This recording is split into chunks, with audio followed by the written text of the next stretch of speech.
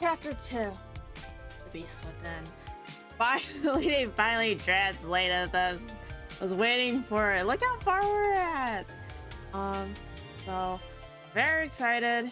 I'm only gonna do half of it today and then do the other half tomorrow because I am not losing my voice here. No, I'm not doing this on one sitting. That's too much. Too much. All right, we're only just doing episodes 1 through 11. All right, let's get started. Pizza. The one. A toast. I was worried for a moment there that we wouldn't make it, but I'm glad we got to take Kazuma down. Not just that, but we also freed the members of the Shinagawa tribe.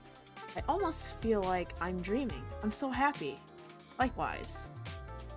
Having their fight with Kazuma Ichinose come to a successful end, the group returned to the Shinagawa Princess Hotel and decided to have a small victory celebration. They aligned a table in the lounge with various delicacies, declaring a toast to their victory, with carbonated juice, of course. That was something everyone had been clear about. Yeah, sorry, no alcohol. There's some people that are young, not old enough to drink. We avenge you, manager. We were only able to take down Kazuma because of you. Thank you so much for everything. I will never forget your kindness. We wouldn't have had somewhere to sleep if you hadn't allowed us to stay in these beautifully furnished rooms. They all voiced their gratitude towards the hotel's manager, who'd fallen in her opposition to Kazuma, goal yet unachieved. A smiling picture of the manager was then set up in her honor. Perhaps she was celebrating their victory alongside them from all the way up in heaven. Kazuma was one tough bastard. He refused to give up even at the very end. Kakuichitaro looked on solemnly as he spoke. Kazuma has not only been tough, but terrifying. He even escaped death from the governing rules by being turned into a robot. He pushed everyone to their limits during their XP match, and even himself, to the point he finally ran out of battery and lay immobile. But he's all donezo now, so we can just sit back and relax. I'm even getting a little sleepy from the relief. Ski's big yawn was a surprise to no one. The group had a very little repose, engaged in fights back-to-back since they arrived. But now, while Shinagawa City is now free, I wouldn't let our guards down. Something like that. It's not just us out here on the battlefield. I believe the 9 network is back online now. Perhaps we should reach out to the other members to confirm their situation? Right, let me do it. Much as they couldn't bask in the afterglow of victory forever, who knew what just the other half of their team was going through right now? Were they engaged in battle, perhaps? Pulling out his phone out of his pocket, Yo quickly typed a message to their 9 group chat. Hey guys, we took down one of the numbers on an XP match here in Shinagawa City. What's the status on you guys' end? What's the situation in the other cities? Just as Yo hit send, the message red notification appeared right beneath his message. His phone beeped, a swift response appearing right on his screen. Congratulations on taking Shinagawa City back. I'd love to tell you all to get some much-deserved rest, but I'm afraid we might not be awarded that luxury. Kazuki's message was rather unsettling. Tensions rose among the group once they read it. Something happened? Where are you now? In Minato City, with Koichi. We found Sui. Huh? Yo's heart began to race upon seeing Sui's name. Though his gaze laid upon his phone, his mind could only recall back that horrible moment. The image of Sui, bloodied after being hit by a laser on the chest, was seared into his mind, scalding. He's alive? Sui was alive. They'd see each other again. Much as Yo always believed in that, he didn't expect for that day to come so soon. Give us the details, now! Ski was the first to answer the text, the amount of exclamation marks correlating to her personal investment in the matter. Both her and Yo held their breaths as they waited for Kazuki's response. To summarize, first we got to Minato City, and then censored! Some portion of Kazuki's message was blocked out, looking corrupted. He made a mistake when typing it out? Kazuki, is there something wrong? Where's Sui? Yo's follow-up message was quick, and perhaps a little desperate. But instead of getting an answer back from Kazuki, what they got was... the previous message was flagged, as such some of its content was hidden. But flagged? After the system message popped up on their screens, the group was locked out, no longer being able to send messages from 9. I'd never seen such a message before. 9 is supposed to have a state-of-the-art message encryption. It shouldn't be possible for the system itself to be able to censor messages like this. Both Minami and Yutaka look at each other confused. Then, spoiler patrol here, no spoilers allowed! A creepy dog plush appeared right before them. It was none other than the mascot of Yo's bitter enemy, Zero.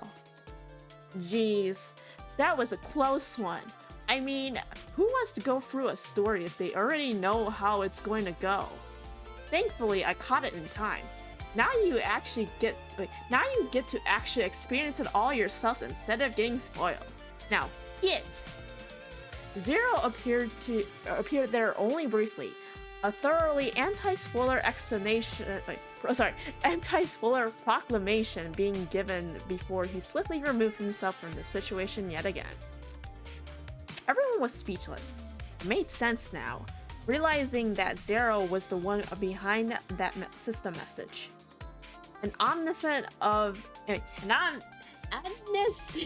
and omnipotent as Zero was, being the game master, it'd be easy for him to inspect and censor messages. Censorship is, after all, an effective method of a ruler to control its population, thus effectively prohibiting free speech. And I don't particularly enjoy people intruding on my privacy. While he whispered, the look on Eiji's face was deeply unpleasant, and Yo was inclined to agree with him. He'd been so close to getting more information on Sui. The silver lining, however, was that if Zero saw it necessary to censor the message, then that meant that the information was highly valuable. There's no way Zero would have censored Kazuki's message if his information was wrong. So then, Sui has to be alive, right? Yeah, you gotta be right. What a relief. He's alive. Sui's alive, just like me. Ski exploded with joy, jumping up and down triumphantly, a light trace of tears clouding her eyes.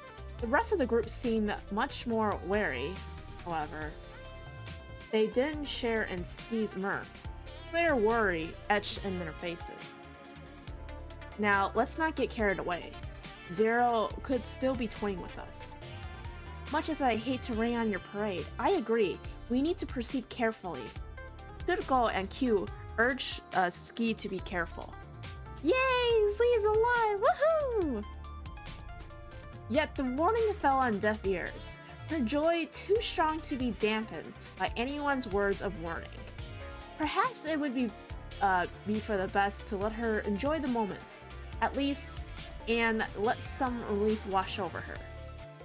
Mr. Sui Yakumo is Mr. Kuronaka and Miss Iraha's childhood friend, correct? He was attacked on space Space Envoy free, but he was seen in Minato City? Yeah, isn't that weird? But we've got to get to Minato City ASAP.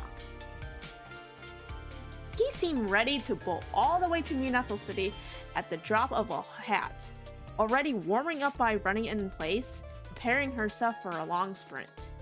Hera has banned travel between cities though. Wait, what? He did? I've heard you've attacked by you're attacked by Space Envoy's phrase laser the moment you step outside the city. That was rather surprising information. Hard as it was to believe that moving between cities was impossible, and made sense the more they thought about it. These death games would be impossible to conduct without blocking the citizens' escape routes by preventing travel. Hang on a second. Everyone here has been traveling between cities, right? Otherwise, this resistance couldn't be happening. There has to be another way then. Right you are. Smart as observation there. There's an underground passage that Zero doesn't know about. We've been using it to get around. An underground path? It might also be the perfect path for business.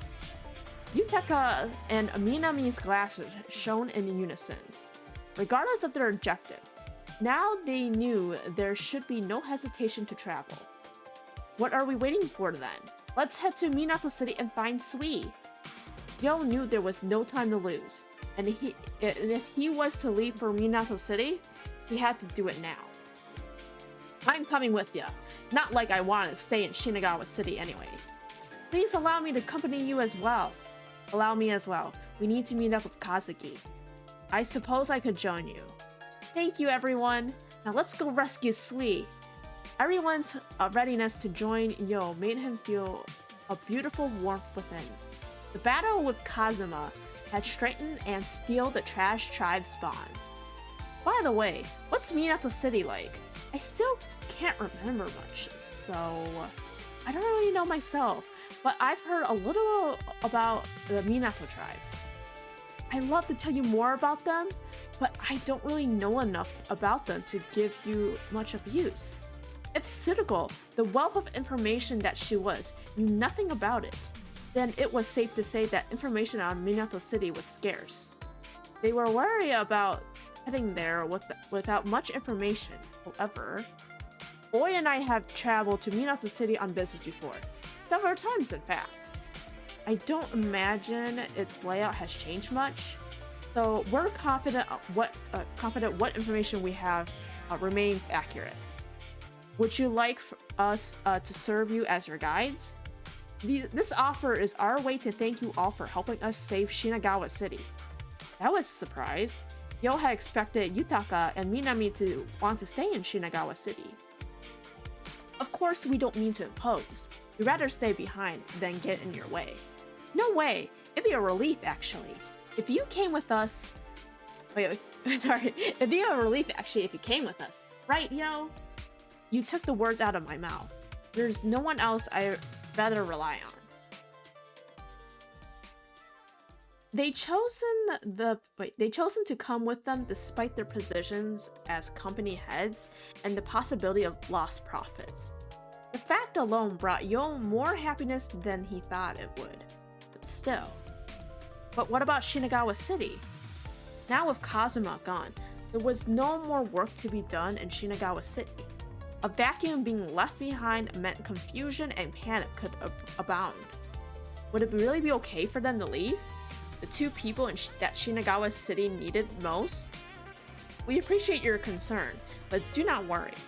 We will entrust the city to those members who came to their senses during our earlier XP match. Shinagawa tribe's future is in the hands of the next generation. I know that.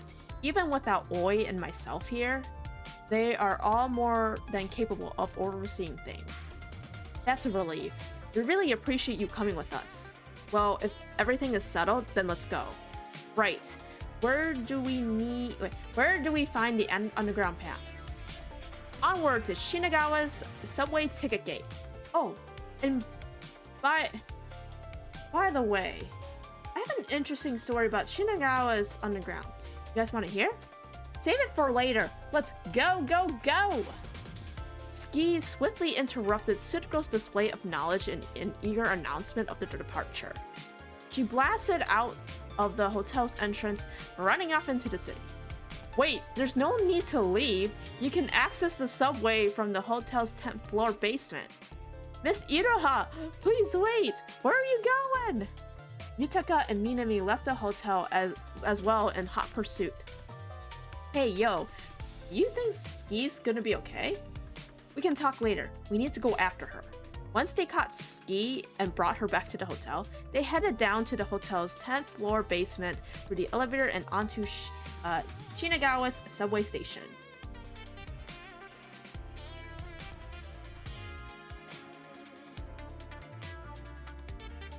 Callous ticketing gate. The subway station entrance was really run down. Trash was strewn everywhere on the floor and the walls were lined with graffiti. And the rougher place it was, let me say that. The rougher those that inhabit it would be. There were several people gathered throughout the station, all looking rather rough and unfriendly. Never seen you lot around here. Y'all new? Hey, this is our territory. Wanna go through? You gotta pay. As they walked through the subway, the group kept being hounded every step they took, one face after another approaching them. Yet none of them posed a serious threat, for the strength needed to match Kazuma had turned them into quite the powerful and robust group. Ugh! Out of the way! We don't have time to deal with you. As soon as someone spoke, they'd be knocked out. Don't you dare lay a finger on me, you lowly scum! Subduing one group after another, they made slow but steady progress toward the Shinagawa ticket gate, until they finally arrived. Through here is the path to Minato City. Come on everyone, let's go. Hell yeah! Dibs on the front row. Not fair, I wanted the front row. Kyaku Ichitaro ran off in a blur, Ski chasing right after him. The remaining group started to run after their more mischievous teammates when, bang! In a flash, the ticket gates before them snapped shut, stopping them in their tracks. Travel limited to 4 or less people. Please select the members who will advance. There's a limit? I wasn't aware there being a limit before. Tsuruko and Q stood there, a puzzled look on their faces. Things were quickly turning for the worse. The hell? You're getting in our way! Take this! Kyaku Ichitaro started swinging his leg backward, intentions clear. As he was readying himself to break the ticket gate, the assistant spoke again. I didn't know ticket gates could do that. They can't. This is clearly a trap.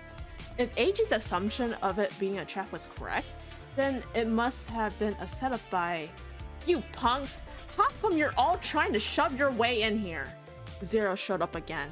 He blew a whistle over and over, waving a yellow card high above his head. You did this. Why would you? Don't you get the rules of XG, yo? You can't all just force your way in. There's a limit to these things. Only 4 of you can go to Minato City. Only 4 of us?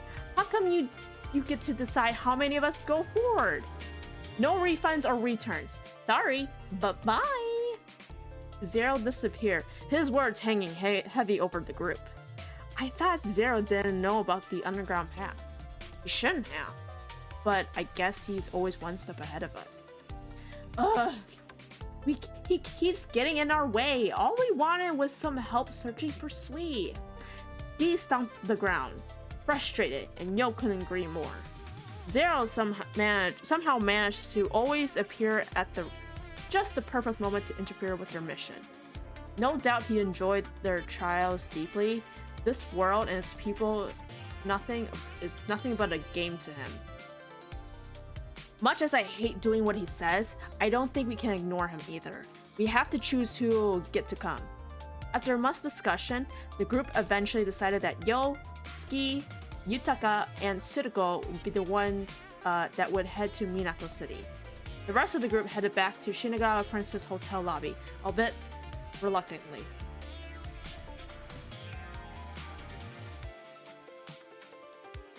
Mysterious numbers over their heads.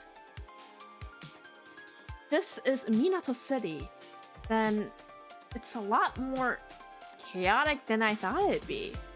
After heading through the underground path, the group eventually arrived at the heart of Minato City. Now, should I try opening it? I'm sure it'll be fine, even if it feels like a virus. When you put it like that, now I don't wanna. It was a hard decision for them, deciding whether to open or ignore the strange app. That was when everyone's phones started beeping. Huh? What's that number? Alongside the electronic beeps, numbers suddenly appear over everyone's heads. Yo's number read 2,164. Ski was 623. Tsuruko's 865. And Yutaka's was 1,022. Hey yo, your number is the highest one, 2,164. Is this like our stamina or something? What's mine? Yours is 623, the lowest out of everyone. But I don't think our stamina would be that low. Yo had long stopped being surprised by technology like this, but he still wondered what the numbers represented. It might have something to do with the app, so I guess we don't have a choice. Just as Yutaka said that, he made a tap on the phone's app icon. Heh, just look at those country bumpkins. They think they belong in Ura Azabu. How cute. You probably shouldn't stare at them too much, unless you want to turn out to be just like them. Two girls approached the group from the road. One of them paired her curly blonde hair with a garnish outfit, while the other wore perfectly straight black hair and a simple white dress. Though the two of them looked nothing like each other, their styles clearly clashing. They still looked like friends. They smiled sharply at each other as they badmouthed the group. Much like the rest, the two of them had numbers above their heads. Questions bubbled between the group, though they doubted they'd be willing to part with answers. They're staring at us. I don't like it. Do I look that out of place? Oh, I read this in a book. There's girls in Minato City who follow no rules and choose to live following their own beliefs, just like these two. Tsuruko's eyes shone curiously, fixated on the two newcomers. Seeing as you're already here, you won't mind going through our initiation, yeah? So, what is your yearly salary? And what about your job? Have connections to any celebrities? The two girls started firing off questions towards Yo's group. What's up with all the questions? I don't think I have any of those. I don't know about my income, but my job is a XP player, eh? Great occupation scheme. No way. Don't tell me you're all unemployed. Bet you're always at the happy worker. Ha! Wait, haha. I know it's not good to laugh, but I think this is going to be really easy. The two girls' judgment rained down upon Ski. You could really tell just by looking at her that her thoughts ran somewhere along the line of, technically speaking, I'm not employed. Don't bother yourself with answering such ill-mannered questions. Yutaka stepped in, offering the overwhelmed Ski some kind words. Look at you acting all brave, though you're not all that badly dressed.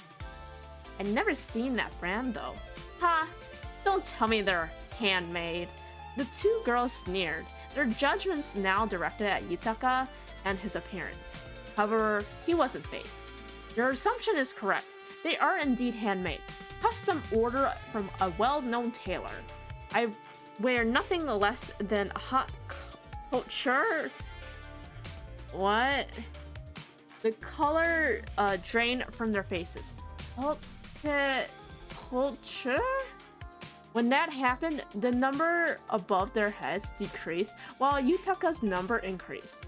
The change was minor, so while Yo knew something was off, he didn't pay it much mind. And with regard to your question about our employment, allow me to answer. I am a CEO, though the company's still quite small, mind you, and as for my income, I'll choose to keep that information to myself. Crap, I didn't expect him to be... I didn't think we'd lose. I thought we had him for sure. Come on, let's get out of here and find someone else. The two girls left in a hurry. The heck was up with that? Wonder why they approached us. It didn't seem like it was just to make fun of us. Taking these numbers into consideration, I can't imagine it's anything good. Yo and the rest had just started to wonder what had been the two girls' goal when, beep, everyone's phone beeped in unison. A message had been sent to the group chat. Hello everyone, can you meet to the lovely ocean ASAP?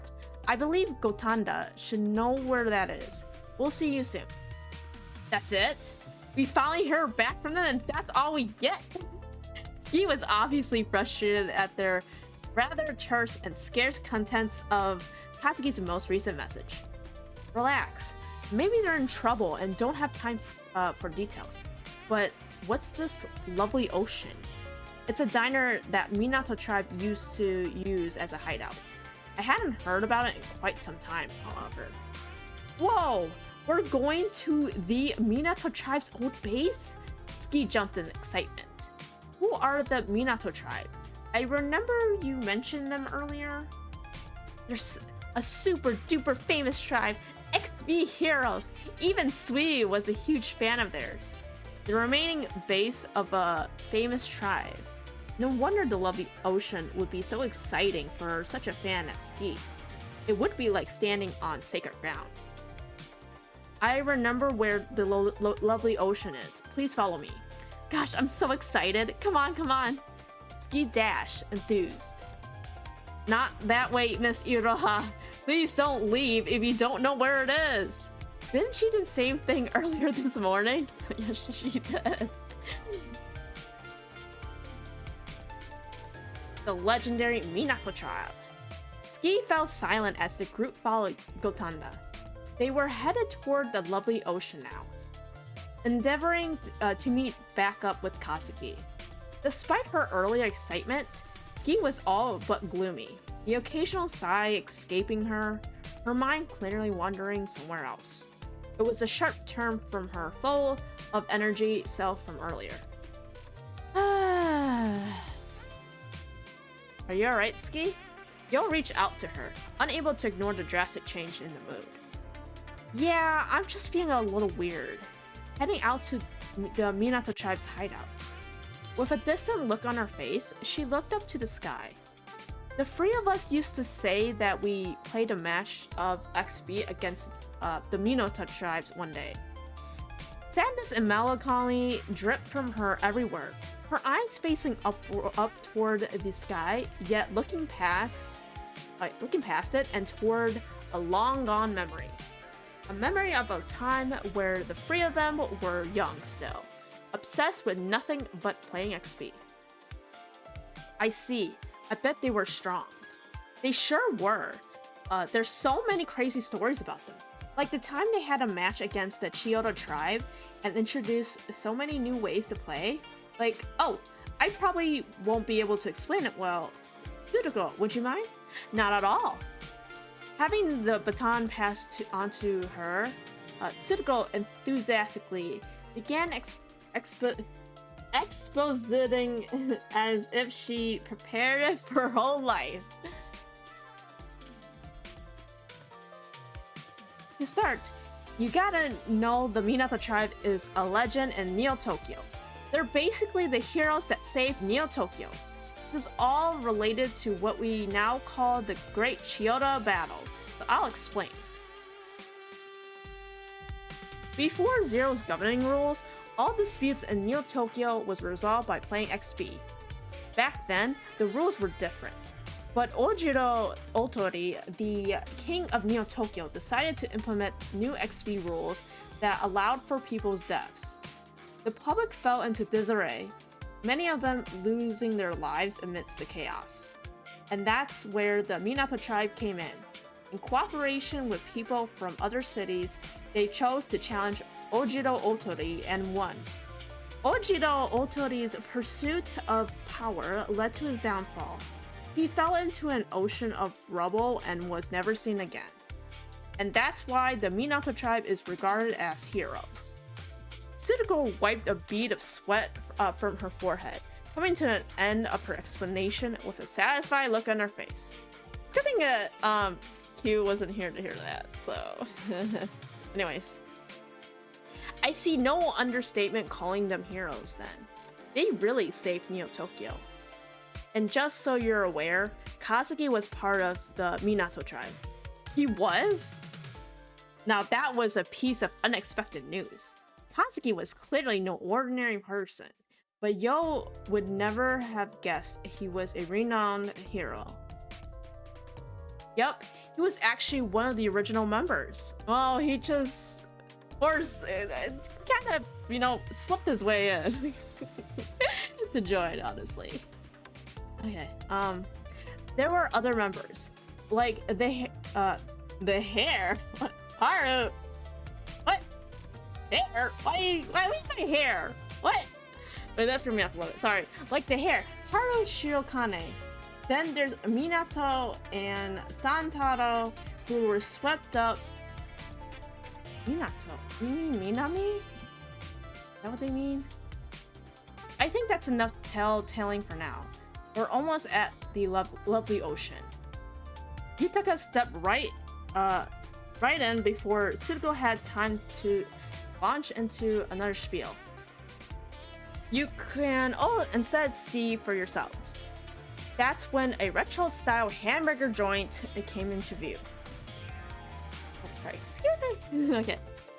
It was an authentic-looking American diner. A sign hung above the doors, the words "Lovely Ocean" written in stylish cursive. All right, let's head inside. Yes, let's. To the Minato tribe's sacred grounds. Enthusiasm renewed, Ski threw the doors of the lovely ocean open. They all walked in.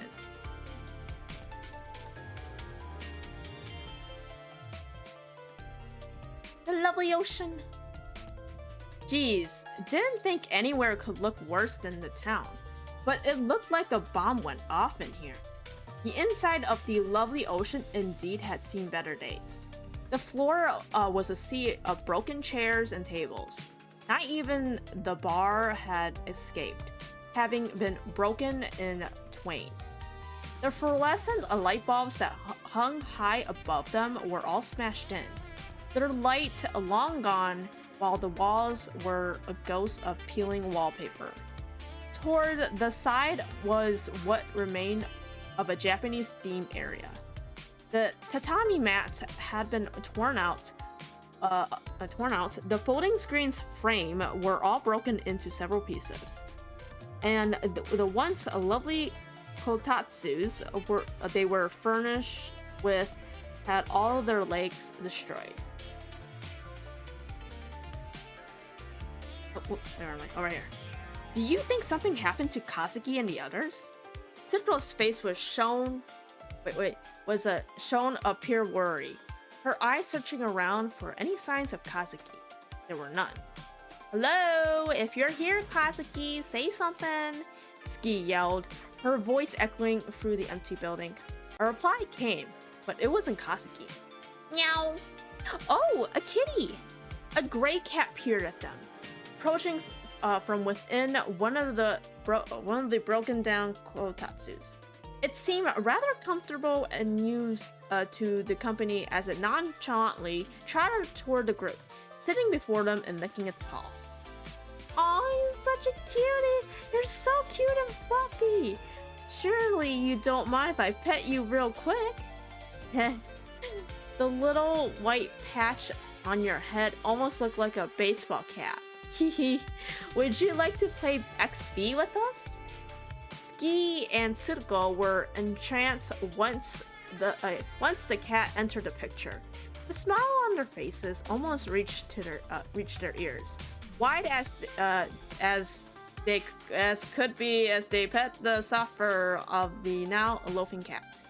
Their worry over Kazuki was briefly forgotten as they cooed over the little creature. Wait! This is no time to get distracted. Hey, Mr. Kitty, do you know where Kazuki and the others are? Meow. The cat meowed back. Next thing they heard was a set of footsteps resounding deep within the restaurant. So you're the ones making all that noise. You made it here, that's great! Kazuki and Koichi appeared before them. Thankfully, the both of them seemed safe, showing no signs of injuries. And like everyone else, they boasted mysterious numbers above their head. Kazuki's being 1,170, while Koichi's was 860. The meaning of the numbers, however, still eluded them. Kazuki, Koichi! We finally found you! Were you here this whole time? Why didn't you come out when we came in? We had no way of knowing that it was you all who made it here. It pays to be cautious, and not showing ourselves immediately was a way to look out for our safety. Same Kazuki as always. Yutaka couldn't help but smile that formed across his face. Kazuki's familiar bite was welcome these days. Long time no see, Kotanda. Didn't expect you to be playing babysitter, but I appreciate it. Who are you? Right, Koichi hadn't met Yutaka before. My apologies. I should have introduced myself right away. I'm Yutaka Kotanda. Let me give you my business card. Let's not get carried away here. I know you business people like playing the long game, but time is of an essence here. You can look at for the card later. Kazuki stepped in to cut Yutaka short. The latter looked back to him, stopping himself midway from reaching for a business card. Right you are. So why don't we begin with a debrief of the current situation? Yutaka pushed his glasses with one elegant finger, eyes sharp behind the lenses. They narrowed. I'd particularly like to know where the rest of the Minato tribe is. Not to mention the mess this city's become now. What in the world happened here? Trust me, I want to know just as much. This is how Koichi and I found things. Kazuki's gaze shifted, falling on the little furry friend lounging on the floor. What I can tell you is this little guy's name. He's Nekomaru, the only member of the Minato tribe that's left. I tried reaching out to everyone else, but I lost their contact information. Meow. Ski gave the cat a gentle stroke between its ear as it let out a soft cry. She probably sympathized, also being separated from her teammates. I see. I suppose that's not much to do without their contact information. Much as concern plagued them all, the matter would have been shelved until later. The Minato tribe would have to wait. That aside, you said you found Sweet, right? That was why Yo and the others had come to Minato City after all. They were chasing Kazuki's lead. Though Zero had blocked their communication over 9, he couldn't stop them from hearing the details in person. Where is he? Is he okay? I guess you can say he's okay. Too okay if you ask me. Koichi and Kazuki both cast their eyes away from the group, awkwardly staring at the floor rather than them. What does that mean? Let's start at the beginning. Have you memorized the governing rules yet? So, tell me, who is the king? Huh? What does that mean? Tsuruko's confusion was etched on her face, confused as to Kazuki's words recited as evenly as one might recite a spell. Then, wait, what are these ranks? A massive screen appeared before them. On screen were inscribed many names, accompanied by numbers. As Yo walked up to it, the numbers scrolled upward until they landed on his name. 71,097, Yo Kunanaka, commoner. He understood the number being his rank, but the commoner part confused him. Just as he thought on it, the screen disappeared, taking away the commoner label with it.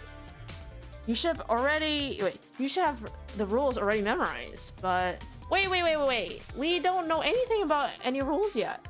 Ski stops Kazuki, who was all but ready to launch into an explanation under the assumption that everyone had information they were lacking.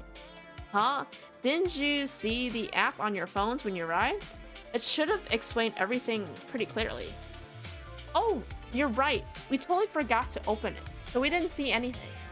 They swiftly moved to open the app up, finding within it a video titled "The Governing Rules of Minato City." Their earlier concern at the state of the city had distracted them. They completely overlooked the app. I'm frankly shocked you made it through the city without even checking it out. You're lucky you made it here in one piece. Well, we got a little carried away. He mumbled out an excuse in response to Kazuki's cutting remark. Well, no use crying over spilled milk. Let's watch the video now and get the lowdown on the rules. Wait, don't. That thing's annoyingly long. Probably on purpose. It'd be quicker if I just summarize. Kazuki looked deeply annoyed as he began the explanation. To start, the name of the city's governing rules is Minato Rain Kingdom. It's a weird way to say that in English. But you know, it makes sense. To put it in simple terms, the city operated under a ranking system. You're giving one the moment you stepped foot on the city's perimeter. When you want to see the current rankings, all you have to do is say, "Who is the king?" and they'll pop right up. Having said those words, the ranking screen appeared yet again. As Yo stood in front of the screen, it yet again scrolled until it stopped at his name. 7097, Yo Kuranaka, Commoner. The number to your left is your position, while the label to your right is your rank. There's 4 ranks in total: King, Noble, Commoner, and Beggar. And of course, as there is only one, the King is the ruler. Yo's rank was that of a Commoner then. In fact, most of the names in the ranking list had the Commoner label attached to them. The majority of the player base were Commoners then. But, being realistic, there's only 3 ranks. Beggars are all effectively ran out. As in, they have to leave the city? Did you forget? The governing rules are no mere game. It's a battle for survival. Those who rank as beggars are eliminated after a few minutes. No. I see the rules here are no less barbaric than the ones in Shinagawa City. No sooner were those words said was the group reminded of the cruel way in which the Shinagawa Princess Hotel's manager was savagely dispatched. And a game which just as brutal was taking place here. So, how are the ranks decided? They're based on your dominance, the power to subjugate others by any means necessary. Whether that's your social status, your abilities, personal connections, what accessories you wear, etc. All that is taken into account to calculate your dominance power. Oh, so that's the number above our heads. Ski raised her eyes skyward, looking at the number floating right above her head. Right, that's your dominance power. Whether you're envious of others, or others are of you, whether you long to be someone else, or the person everyone strives to be like. The app measures all of those things. Your dominance going up or down accordingly. Is that really something that machines can calculate? Is this a new AI or something? I wonder the same, but Zero's abilities go well beyond what we imagined. He takes information as your looks, popularity, whether you own any luxurious belongings, among other probable things, and through a comprehensive measure of the data produces a number. That's probably how he calculates everyone's starting dominance. It was hard to believe in something as big as dominance being quantifiable that way, but whenever Zero entered the picture, logic seemed to always go out the window. But that would mean you're safe as long as you're a commoner, right? Not really. Your number decreases slowly if you don't do anything. And why would that happen? Do the numbers get reassigned to someone else? It's more that you can't really go through life without interacting with someone. Even if you bought something to eat without talking to anyone directly, there are still people involved in preparing your food. But it's not as simple as you ordered something, you lose points, and you prepare food, you earn them. It works more like this. Katsuki prompted everyone to look at the rankings again. Yo's position, previously being 71,097, has now fallen to 71,156. Even if you choose to ignore it, you will eventually have to flee for your own safety. Real annoying, huh? So everyone always goes around engaging in small interactions to assert their dominance. Then that was what the two girls Yo met were trying to do earlier. They were trying to assert their dominance to take points from them. How far down would his rank would have to gone if Yutaka hadn't stepped in? Am I forgetting anything? Oh, right. One more thing. You have to challenge the king directly if you want to become the king yourself. But you must be of a noble rank to even do that. A commoner couldn't possibly hope to become king, so even trying will just net you a massive decrease in dominance. That certainly stacks on deck in the king's favor. I know, but I guess it's not too different from a normal monarchy. Declaring a challenge beyond one's social status could easily result in punishment. That's the game they're playing. Just another one-sided affair meant to put us down. Shinagawa's governing rules had been much the same way. Suck up, lay off, survive had been anything but fair. One person at the top held the overwhelming advantage over the rest. Not much more different than a proper monarchy. Participating in this worthless game will lose us more than we earn, so we decide to hide here, away from pointless disputes. All while we are getting information around the city, but our dominance has been dropping still since we came here. So it's about time for us to make a move. So you guys got here at just the perfect time. Katsuki's quick briefing had brought the group up to speed. The situation was not only dire, but it was deteriorating little by little. There would be no way out of this competition for dominance. They have to participate in Minato Rank Kingdom. They would need to figure out a way to come out on top of this rigged game. Yet more important than that. But tell us about Sui. You said he was okay, didn't you? More than the game, the only thing that mattered to Yo and Ski was Sui. It didn't bode well that Katsuki and Koichi had danced around the issue earlier. We found him while we were out doing recon. Koichi's tone of voice was cautious. Then why isn't he here? He's our teammate. You guys should have brought him back. I think it'd be easier if you take a look at the rankings yourself. What? Okay. Who is the king? Ski scrolled through the rankings. Eventually, she came across the name she was looking for, and its rank. 1. Sui Yakumo, king. Sui Yakumo? What? Sui is the king? How? That's so cool!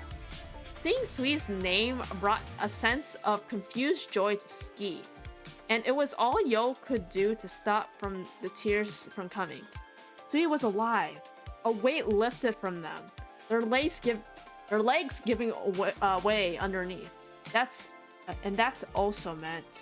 With Sui as king, we'll bring Minato Rank Kingdom down in no time. The king was at the top. In this game, no one held power than he did. Or held power that he did. But with the king on their side, victory was all but assured. This was it. The break they wanted. Everything seemed worth it now. The pain and suffering. Yet, Katsuki and Koichi didn't share that. Their expressions shared none of the relief, instead remaining stern. I wish I could be happy about this, but it's just the opposite. Huh? What do you mean? Ski's confusion was palpable. Well, He is the tyrant currently holding Minato City under his thumb. What? What are you talking about? The truth, yo. When we found him, he was in the middle of executing a group of people who challenged the king for his throne. No way. The heir left Yo and Ski's long. Sui was killing people. It must have been a cruel prank, right? He wasn't perfect, but he was no killer. Are you sure it was him and not someone else? I guess it's possible. We didn't get a clear look on his face, but his physique matched Sui's. Is not a common name either. Plus, why would someone pretend to be him? The name that sat atop the ranks was Kazuki and Koishi's undeniable witness. All the facts pointed to a foregone conclusion. Sui was the king. Ski, however, was not convinced. You're lying! Sui's not a murderer. It has to be an imposter. Could be right, yeah. But we have no way of knowing that. Then I'll do it. I'll go confirm with my own two eyes that it's not Sui. And put yourself in unneeded danger? Did you forget we were all here? Wait, we all here are commoners? If we challenge him or he challenges us, chances are we'll have to flee. If we want to stay alive. After all, only a noble could challenge the king. As long as that rule stood, even approaching the king would be too risky for Yo and the rest. But I want to see him. Wait, I still want to see him. That can't be Sui. It has to be an imposter. What do you think, Yo? Think he's an imposter? Kazuki shifted the conversation away from Ski toward Yo. And truth be told, how could he answer? He could barely remember anything having to do with Sui. What little memories he held of him were the few hours they spent aboard that fortress in the sky. I still don't have all my memories back, but I believe that there's something there between me and him that I just haven't remembered yet. Something tells me that he couldn't do that. He couldn't remember much, but he still somehow knew that Sui was a good person. He wasn't a killer. Scant a few memories as he at least understood that much. I don't believe Sui is a killer. That king has to be an imposter, and I'm going to confirm it. Yo. Guess memories can be overrated. Yo's response was clearly not what Kazuki was expecting. He scratched his head, shocked. Alright, I get it. We can go and see him. But we'll keep our distance, okay? You can make a decision after that. Be clear? Crystal. It should be right. It should be fine, right, Ski? Yeah. It's settled then. Last we saw Sui, he was at Azabu 11. Might as well start there. I'm gonna drink water for a second. Oh, sorry about that.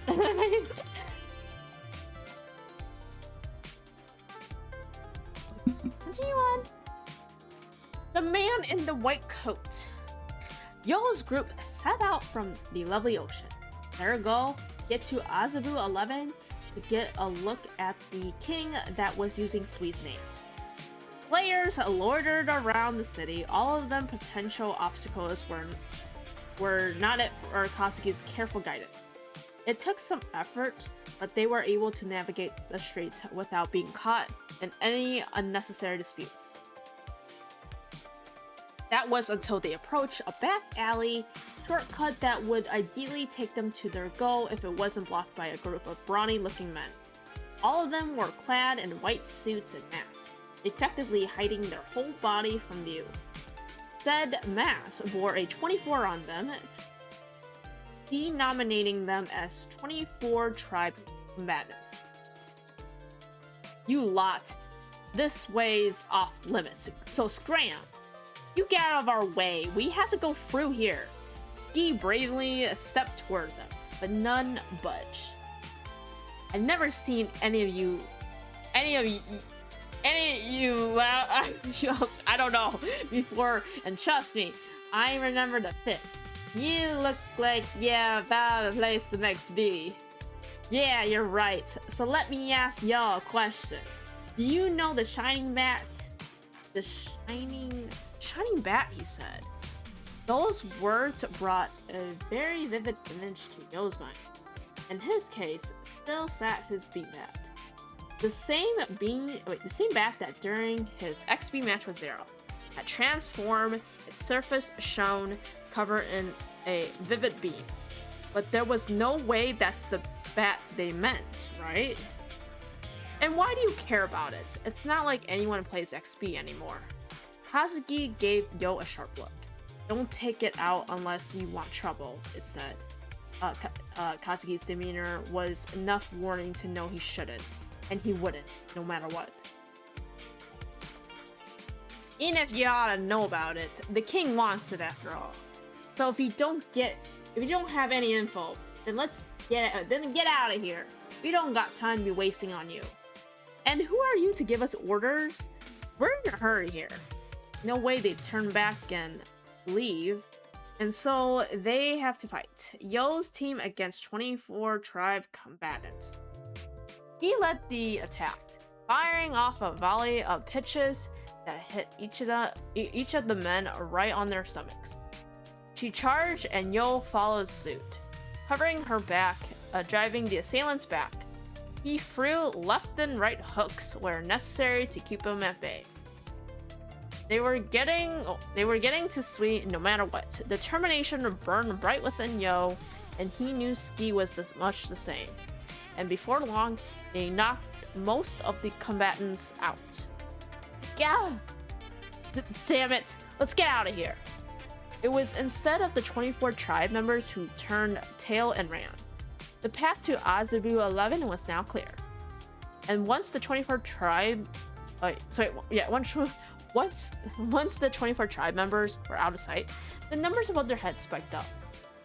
Oh, your dominance went up. That's because you fought those guys off. You must successfully scare them and ruin their reputation. Yeah, but don't go thinking you can tournament just anyone. You won't get anything out of tournamenting someone clearly beneath your rank. So you gotta be picky about your targets. You won't get anything from turning into a bully. I suppose that makes sense. It makes some sense. Or as much as it can when the rules are this absurd to begin with. Though that hadn't been their goal, Yo's groups had successfully asserted their dominance over the 24 tribe thugs. Well, there's no sign of Sweet here, so let's just move on. Following Kazuki's lead, Yo and the rest continued their track towards Azabu's 11 in search for Sweet. They walked up and down the streets, turning around every corner, peering inside every shop and business in search for Sweet. Yet, he was nowhere to be found. The long, futile search eventually wore the party out. Nothing. Let's call it here. No, we haven't found Sweet yet. I understand how you're feeling. Pushing yourself will do nothing. We can always resume our search tomorrow. Let's just go back to the lovely ocean rest, okay? If you burn yourself out, you'll probably get ill. But then, I'll kill ya and become king. That's when they heard someone yelling at the top of their lungs. It was coming from the main street. Either I'm going insane or did they just mention the king? And the king in this city could only be one person. Sweet. They quickly made their way toward the source of the voice, peeking around the corner to see what the noise was all about. Ugh, you bastard. Hey, didn't you say you were gonna kill me and become king, huh? The two figures stood before them, engaged in a fight. One of them was a younger man wearing a cap. The other figure was clad in a white cloak, hood pulled up and hiding his face. The number above his head read... Wait, hold on. It was 3 million, yeah, million, right? 3,004,891, much higher than the points of anyone else present. Based on what the other man said, this was the king of the city. Didn't know you were that strong. Ha! Of course I'm strong. I'm the king. So what do you say? I still got plenty in me. Ugh.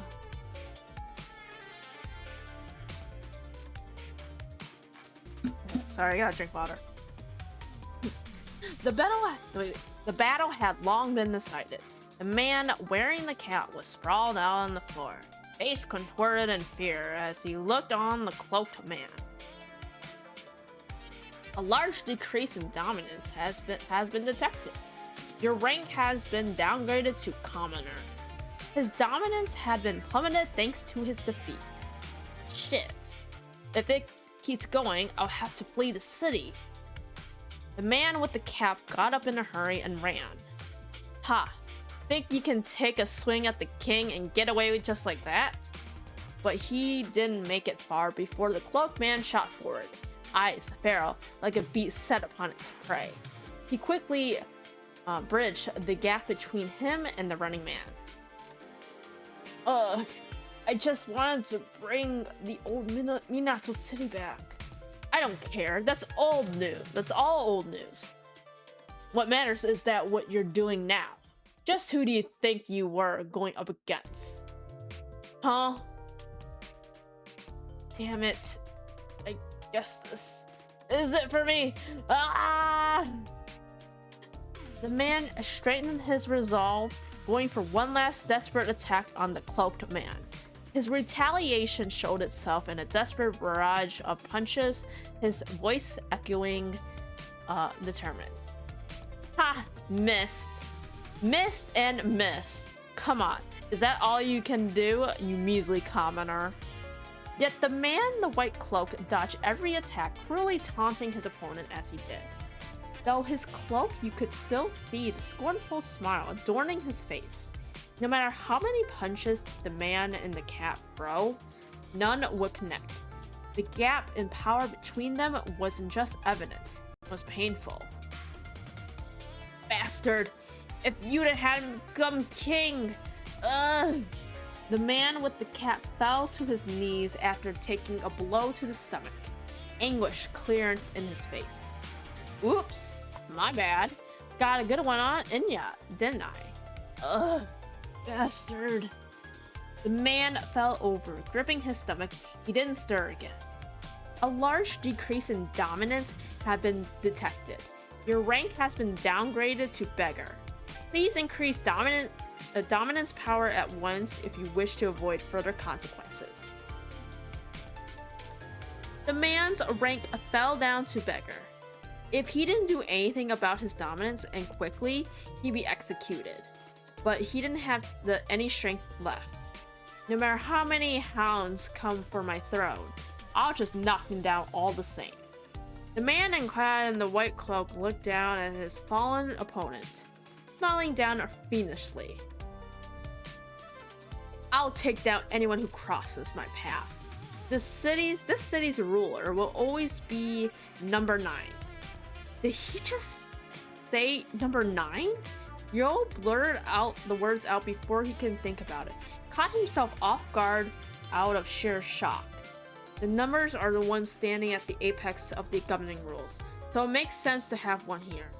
So the White Cloak Man, the present king of the Minato Rank Kingdom, was number 9. And that could only mean that voice. It was then that Ski realized something.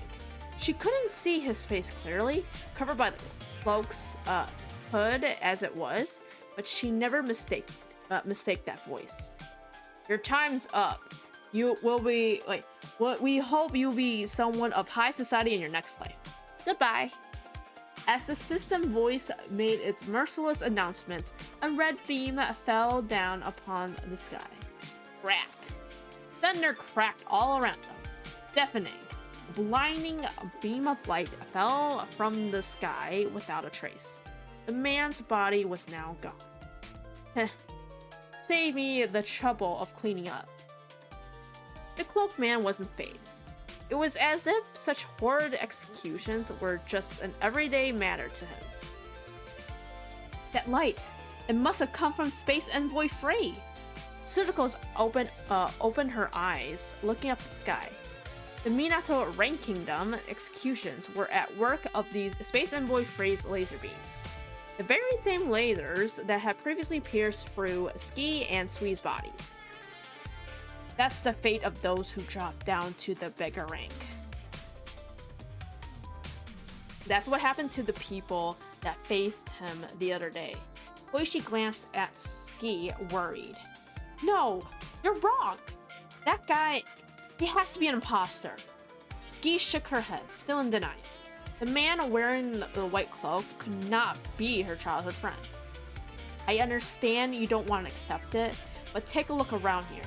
Look at what's actually happening, and use that information to make a decision. Then I'll go prove it myself. No, Ski, it's dangerous. Ski, wait! Ski ran off.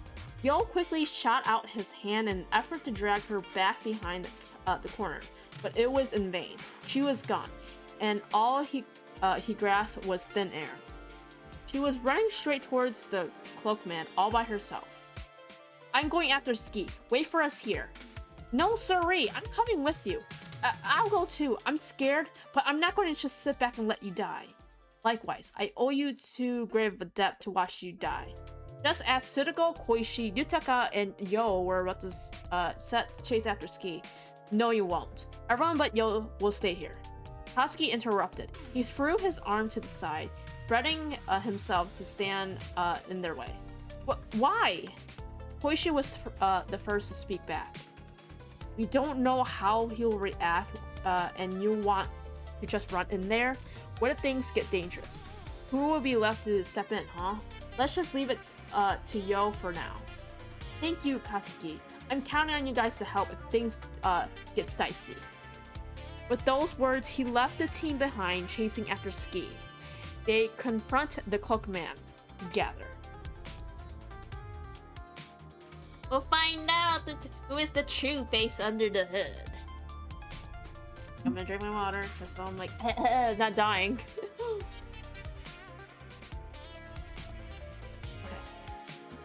Okay. Now that's a pair of faces I know well. The man looked on at Yo and Ski, a jeering smile etched on his face. He said he knew them well.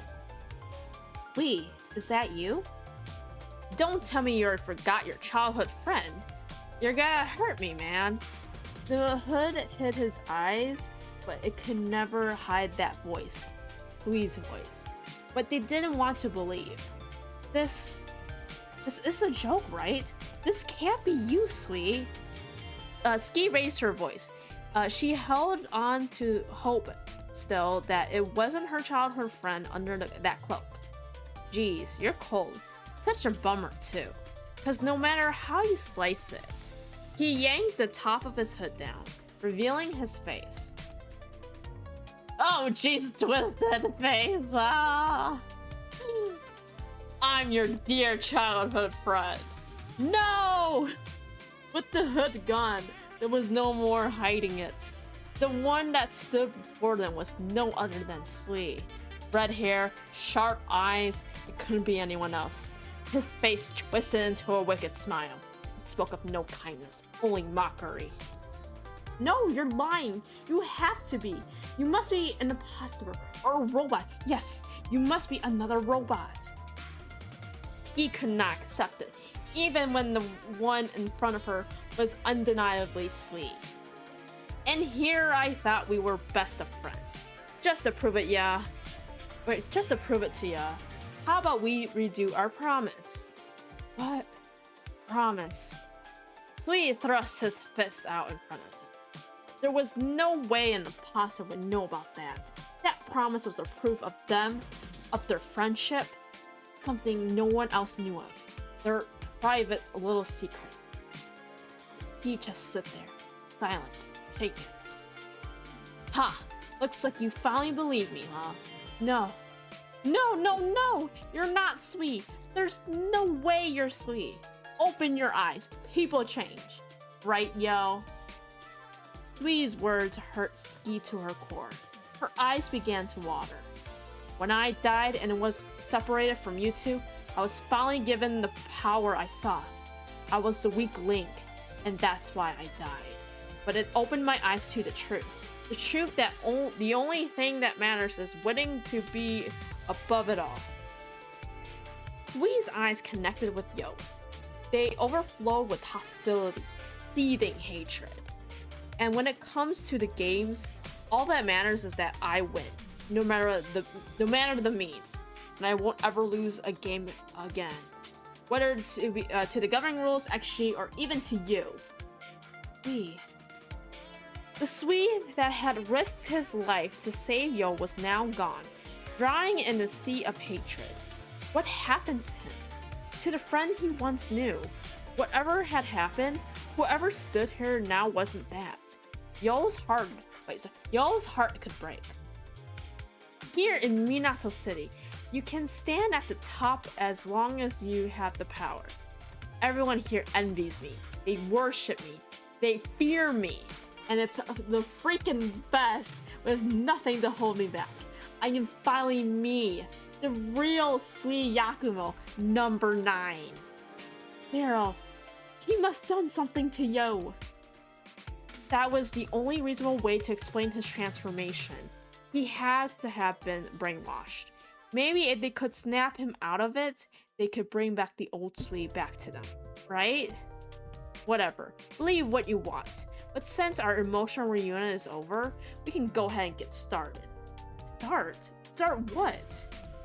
Yo tilted his head in confusion. Thoughts errant. With everything going on at once, he could scarcely think straight. Man, you're slow. Or you're just playing stupid, huh? I'll break it down for ya. I'm the king of Minato City and number 9. So what do you and I gotta do now? No, stop! Ski shook her head, desperate words leaving her mouth. Someone here gets it. If you want to do something about the city, then you have to beat me at XG. We have to play XG? Against you? Yo finally caught on to what Sui meant. He wasn't his childhood friend anymore. He wasn't his teammate. He was the king. Number 9. It was one foregone conclusion to be drawn whenever the trash tribe would run into one of the numbers. It had to start XG. They had to start the survival game. No! So let's get this started now. Trying to put our lives on the line for a crazy game, man. No! Stop it! We can't fight against you. It's not right. Sui wanted to fight. Ski didn't want to. And in Yo's mind, there was only one correct answer among the two options being thrust upon. There's no way we'll fight you. We're childhood friends, remember? His mind might not remember, but his soul did. The memories might not be there, but he knew of the days that the three of them had spent together. Even in this moment, Yo felt close to Sui. He wasn't just a friend. He was his family. And you don't just kill your family. You just don't. There you go again.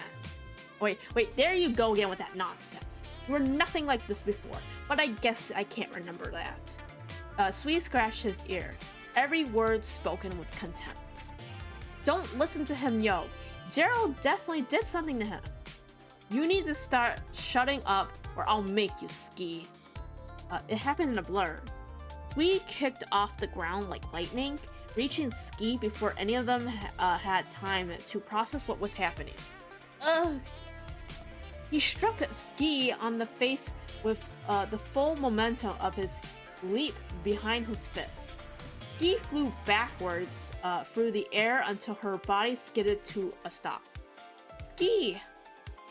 Yo flew towards Ski in a panic, falling to his knees to prop her up. She was unconscious, but thankfully still breathing. Her cheek was sporting an ugly red bruise on her legs, and arms bled from scraping against the ground. Look what you did. Picking a fight with you bunch of weaklings lowered my points. Lame.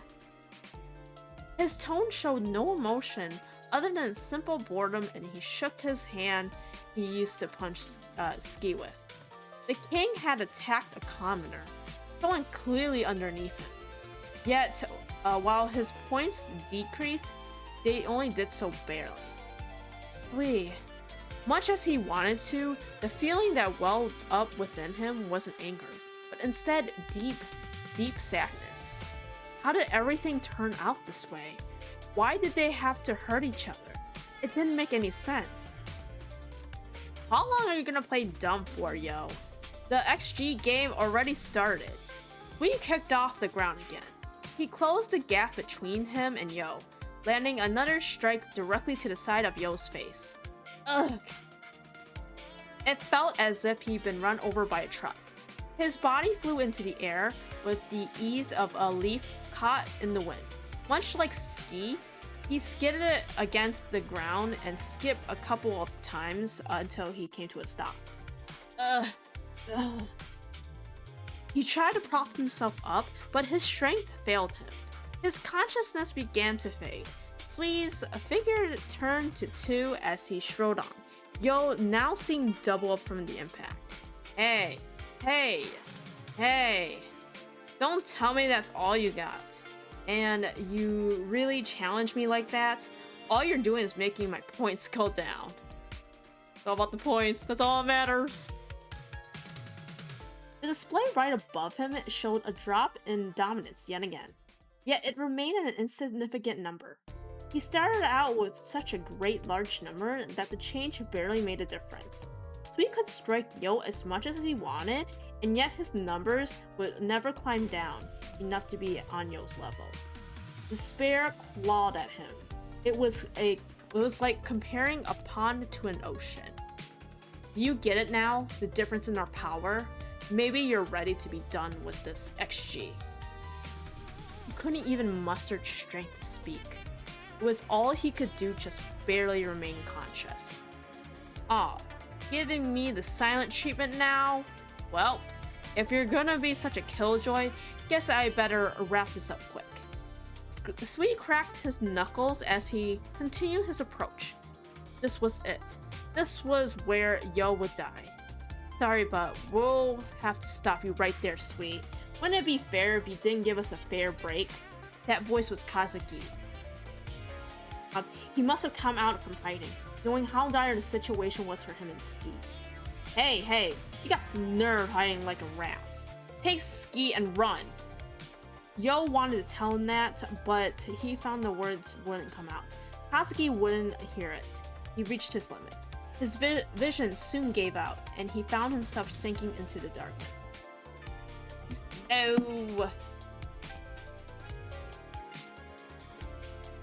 Unknown ceiling. How's he holding up? He hasn't even managed to wake up yet. Somewhere within the darkness, a voice echoed out. A voice he didn't recognize. Perhaps it would be best to take him to a hospital. Maybe. But walking through the city is too risky. As he listened to the voices drone on, you'll realize that his eyes were still closed, perfectly explaining why everything was still so dark.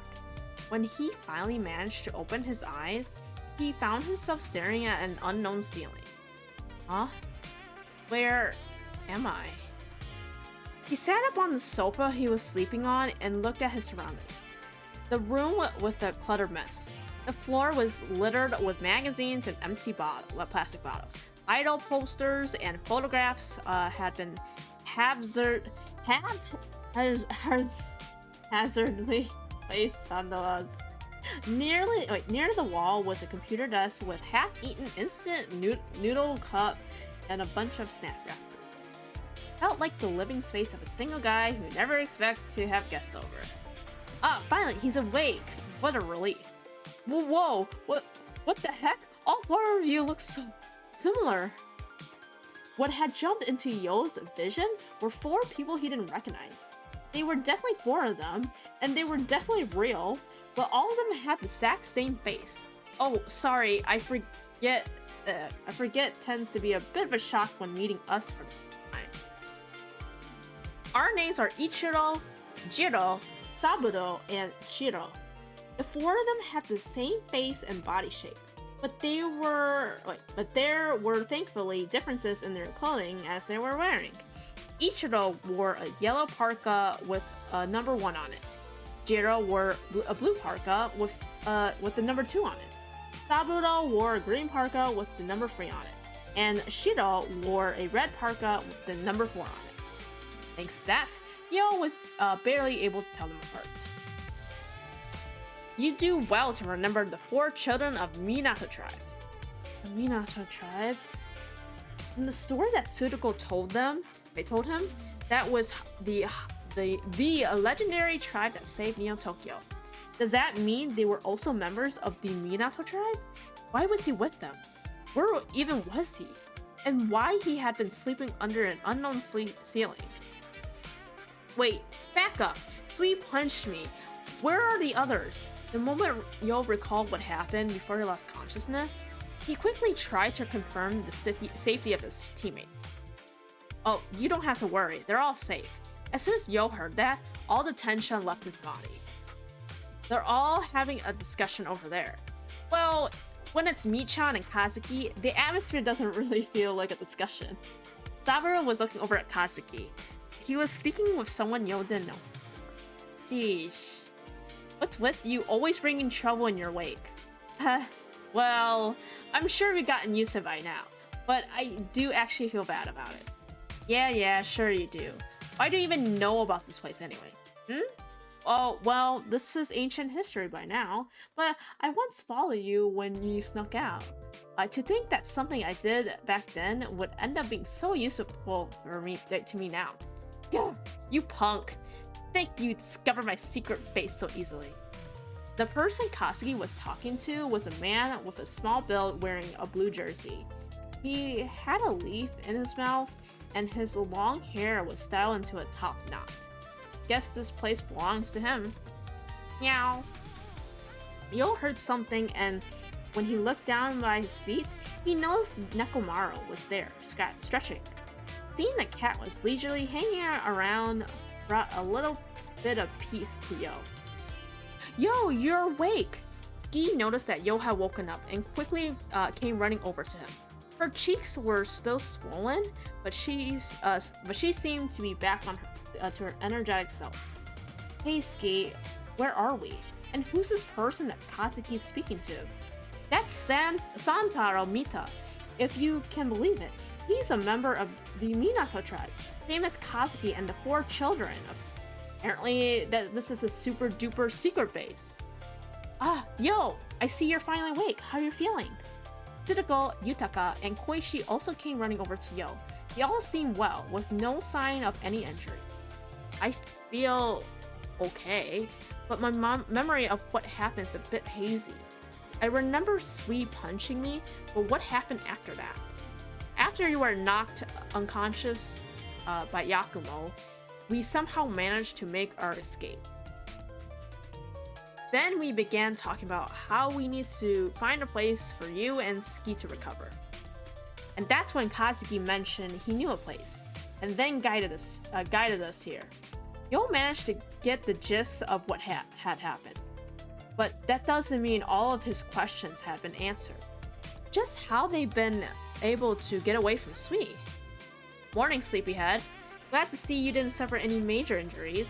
Having noticed that Yo had woken up, Kazuki paused his conversation with Santaro and walked over to him. The both of you were conscious, but thankfully neither of you had many exterior injuries. Perhaps Sui was just going easy on us?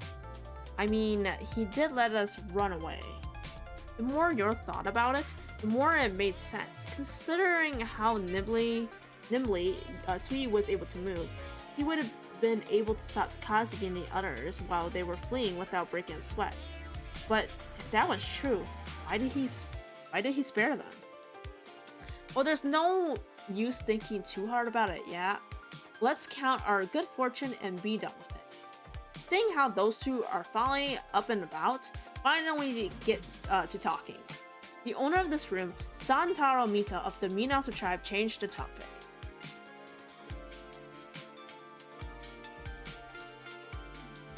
I've been giving the skinny what is that phrase? Okay, I've never heard of that phrase in my life. I've been giving the skinny on what happened. In short, you lot are taking on the numbers. Yeah, if that's the case, then you can count on the assistance of the Minato tribe. You see, We also want to do away with the numbers. Thanks. We really appreciate the help. Having the legendary Minato tribe backing them up, there was nothing more reassuring than that. Right. Why don't you tell us about the city's current condition and where the other tribe members went? Heading right to the chase, huh? Well, I'll have to start right before the governing rules began. Things here have taken a turn for the worse ever since the start of the Minato Rain Kingdom. Santara let out a worn-out sigh and began explaining what occurred in Minato City.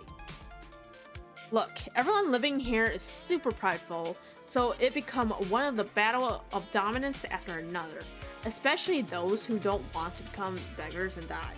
Seeing it become like that, Saori, the leader of Minato tribe, declared that she would become king. She managed to seize the throne from the king at the time, who was a weird celebrity wannabe. Saori became king, huh? I always envisioned her more of the Knight of Justice than a king. Yo had no idea who Saori even was, but she sounded like someone who couldn't ignore the cries of those in trouble. Someone with a strong sense of justice. Bingo! The moment she became king, she took charge to promote helping others and volunteering. She ended up creating a system in Minato City where everyone could increase their dominance power. Oh, and I imagined that. Everyone became stronger and it lowered the number of meaningless deaths. Those who do good deeds are rewarded. By interpreting the idea of dominance power that way, he substantially changed the way the governing rules worked. Makes perfect sense. After all, she's the leader of the legendary Minato tribe. Her inventiveness distinguishes her from the regular person. Yep, thanks to that, the city experienced an era of peace that didn't seem possible under the governing rules, but eventually, Saori said she had to leave Minato City, that there was something she had to look into. In her absence, she entrusted Minato City to me and the 4 children. Huh? Something she had to look into? I didn't get any specifics myself, but she seemed to be in a tight pinch when she told me. It clearly wasn't something simple, so we let her leave. But wait, are things gonna be okay without the king? She threw a question everyone was thinking. Well, you see, the king has the power to transfer their rank to someone they trust. So I simply took the throne. Though I still don't get why Saori was desperately trying to convince herself that she trusts me. Sheesh, Saori must have been in a pinch. If it was me, I wouldn't trust you with that type of power in a million years. Kazuki, I love you. I mean, me of all people entrusted with— Dude, what? Santara got caught up in a joke and ended up flaring up at Kazuki. I mean it. Just take a look around at how ruined Minato City's become. Saori entrusted you with it, and it led to this. You're not fit to be king. Yep. Oh, harsh truth there. Kazuki hit him right in the sore spot, and all Santara could do was let out a groaning sound. Mr. Mita, please continue. What happened to you in Minato City? Look, up until very recently, I have been doing great reigning over Minato City.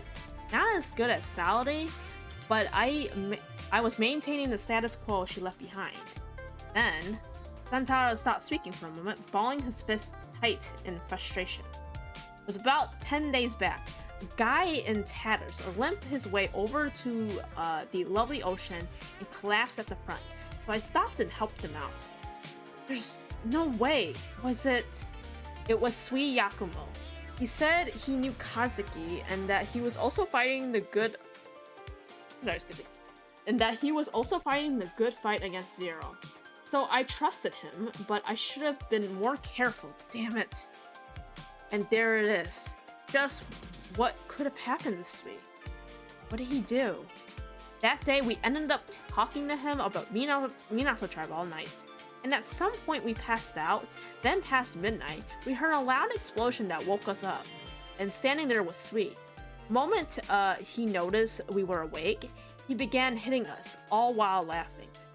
First thing he did was knock us out. which changed his rank to noble. Then he immediately went for Michan. I see, so that's when he defeated Santaro and seized the throne. Only those possessing the rank of noble can challenge the king. Sui understood the rules and carefully calculated his attack on the 4 children in Santaro. His execution was devilish. He disregarded the fact that they had saved him. After that, we made our way here. After becoming king, Sui went berserk. All those who came to challenge him ended up fleeing the city one after another. As a result, Minato City suddenly fell into ruin. I just can't believe it. Yo and Ski felt the same way. Sui's actions that Santaro had described were completely unforgivable, which is exactly why they were having a difficult time wrapping their head around everything. Their childhood friend had become capable of such evil things. Since Sui has become one of the numbers, I say it's safe to say that Zero was involved in him seizing the throne, which may also mean he had something to do with Sui's sudden change in personality.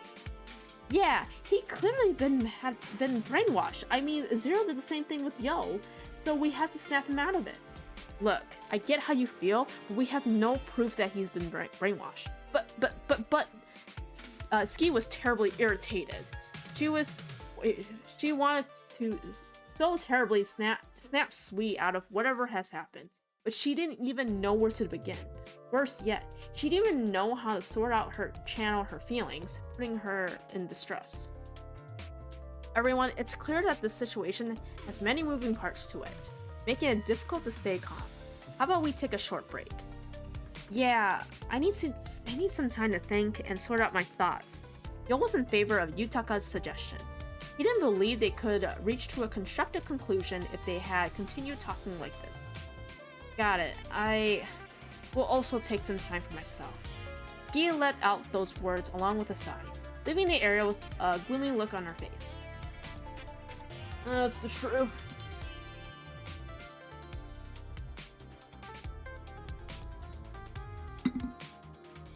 The beast their childhood friend became. Geez, that punk Kazuki. He didn't have to go saying it like that. It's not like I was looking for the throne to be stolen. How was I supposed to know that guy I saved was gonna go backstabbing me? Sui, that bastard. He thinks he's so high and mighty, can't believe he betrayed me. In the secret base, Santaro had thrown himself onto the couch and was complaining endlessly. Hey, I'm sorry for all the terrible things Sui has done. Yo sat next to Santaro and lent his ears to his complaints. He was still in disbelief that his childhood friend could be capable of doing such cruel things. I didn't think he was a bad guy. He even talked about how much he loved to play XB. Santaro stood up as he whispered those words. He walked over and picked up the bat case that was standing on his desk. He opened it, and what he took out was It looked like a normal bat at first glance. However, there was a switch installed near the handle, which seemed to suggest that pressing it would change its form, which was similar to the beam bat that Yo has. Oh, this? It's a beam bat that has been handed down within Minato tribe. A guy named Hara was using it before, but I'm keeping an eye on it for now. For us, it's our most important piece of gear. That's also a beam bat? It looks a little different from the one I have. Compared to Yo's, this one didn't have as many parts. He found himself staring at the simple construction of his beam bat. Yeah, haha. Well, you see, all beam bats out there were made referencing this one.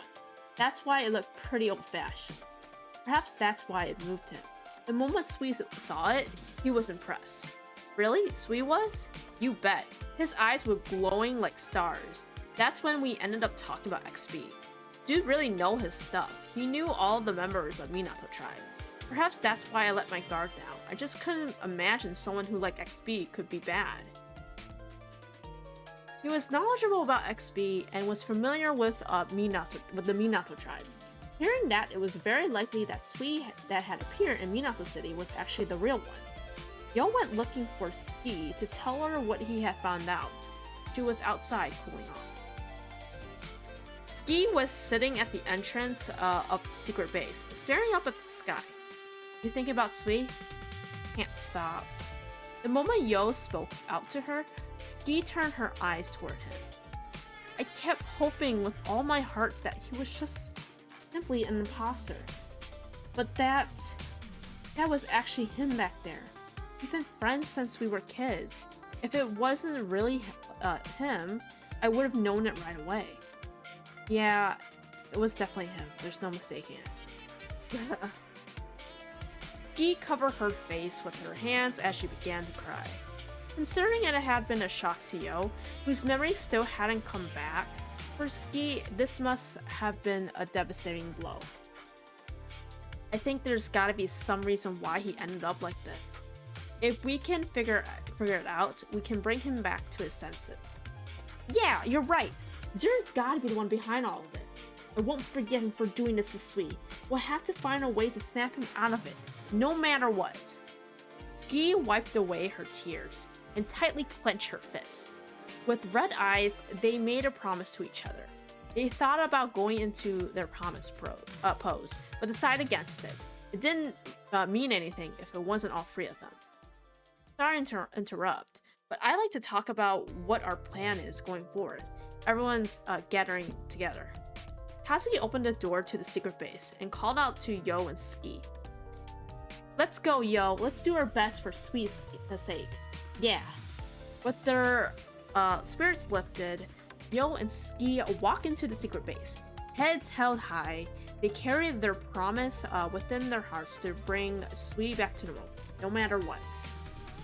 Well then, shall we begin? We will have to be detailed with our movements going forward. Since the XG game has already begun, versus the numbers. No, rather, versus Mr. Yakumo. With Yutaka's facilitating words, the meeting inside the secret base began. Their discussion was going to focus on their strategy to take on the Minato Rain Kingdom, and how they were going to confront the XG game. XG? What the heck is that? Whoops, forgot to explain that part. XG refers to the game that uses the governing rule. It's where Yo and the others battle with the numbers. Put it simply, it's a death game that Zero is forcing Yo to play. Without missing a beat, Kazuki and Tsuruko quickly explain what XG was to Santaro. So Zero's involved in all this, and if you win, does anything good happen? Should we win, Zero will grant us a variety of requests as a reward. In the XG game we played in Shinagawa, he abolished the governing rules and replaced them with XP. Seriously? Oh man, that's rad. I really want to play some XP. It's been so long. It's been too long. The moment Santaro heard the words XP, the leaf in his mouth began shaking like a dog's tail. Santaro's only really good at XP. So times have been tough on him. Yeah. Do you ever shut up? Kazuki and Santaro went back and forth like a comedic duo. It seemed like the two of them got along really well. If we win this XG game, it'd be best if we abolish the governing rules here too. That would be ideal. The people of the city are quite familiar with XP.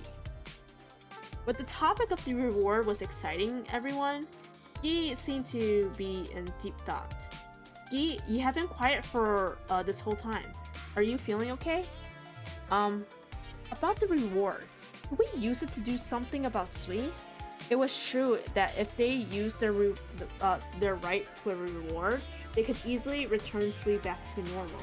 But look, I get you want to do something about Sui, but we must think carefully about how to use this reward. We can't let our personal emotions get in the way. I get it, you're right. I'm sorry for my weird suggestion. Having been sternly spoken to by Kazuki, he returned to being quiet. I don't know Mr. Yakumo that well, but from what I've seen, he doesn't seem to be acting normal. Wouldn't bring him back to his senses and nip this situation in the bud? Even so, I think I speak for the majority when I say that the citizens would want the governing rules gone. If we have the chance, should we do that instead? Should they return Sui to normal considering they don't know what he would do? Or should they change the governing rule? It was a difficult decision forced upon everyone. Just as they were deciding which option would help bring peace back to Minato City. Hear me out. If we return Sui back to normal and the governing rules stay as they are, I think things would be okay. Yo came up with an idea that killed two birds with one stone. Wait, huh? What are you talking about? Earlier, Santaro told us that Saori managed Minato City in peace even under the governing rules. Yeah, I mean, I did say that. According to Santaro's story from before, Saori had become king and created an atmosphere that encouraged people to help each other and change the meaning of asserting dominance, showing that rules can change depending on how they interpret it. Well, if that's the case, then if we take back the throne, there's a safe path forward. Just like what Saori did, if we change the meaning of asserting dominance, everything will work out. Oh, I get it. If we take down Sui, one of us will become the king. Yes, that's not a bad idea. Santaro, thoughts? If we can take back Minato City that Saori entrusted us, then full speed ahead, I say. If they took the throne from Sui, then by changing the meaning of asserting dominance, they could bring about peace to Minato City, which will allow them to use their reward for winning XG to return Sui to normal. That was their new plan. Right. Now that we have collected our thoughts, let's see what the current situation is like. Who's the king? As Katsuki said the magic words, the rankings appeared in the air. He scrolled through the screen, confirming everyone's position. Seems like our position haven't changed much. Thankfully, numbers-wise, it doesn't look like any of us will fall down enough to need to flee the city. But we can't afford to get careless. We have to prepare for an emergency and focus on climbing the ranks. But we won't be able to overcome any of our obstacles just by simply climbing the ranks. We can't even challenge Sui so long as our rank is commoner. Only nobles could challenge the king, and that was one of the rules of the Minato Rank Kingdom. That's why we need to focus on two things. First, everyone must raid their dominance power and keep it out of the threshold that would force you to flee the city. Then, we give all of our points to Yo so that he becomes a noble. Wait, you want me to become a noble? Well, anyone can become a noble, but eventually we'll have to face Sui and XG. And, well, don't write that it's you. Katsuki's right. Meow! Tsuki and Nakamaro both strongly agreed. Yo didn't have any intention of denying the role. Before, Sui had saved his life. So this time, it was Yo's turn to save Sui. That's right. That's that. Everything's decided. If it's points you need, then the Minato tribe got your back. Did you come up with something? Helping others is a way to raise your dominance power. If you want to help others, you go to Rubble Mountain. There are many people there who need help. If we help them, we will be able to gain a ton of points. Sounds good as it's gonna get. Let's head over there and solve some problems, and gain a mountain of dominance power while we're at it. Leaving the 4 children to hold down the fort, Yo and the others departed the secret base.